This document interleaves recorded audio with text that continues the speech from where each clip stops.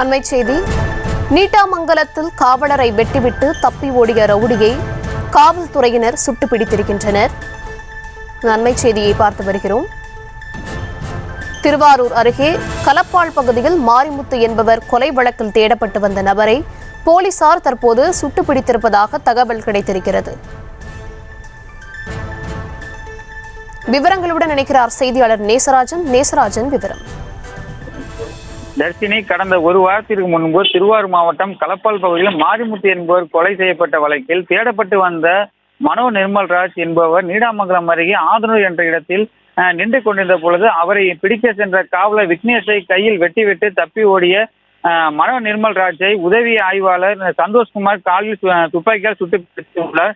மேலும் காயமடைந்த ரவுடியை திருவாரூர் அரசு மருத்துவக் கல்லூரி மருத்துவமனைக்கு சிகிச்சைக்காக காவல்துறை அனுமதித்துள்ளனர். இதனால் அப்பகுதியில் பெரும் பரபரப்பு ஏற்பட்டுள்ளது.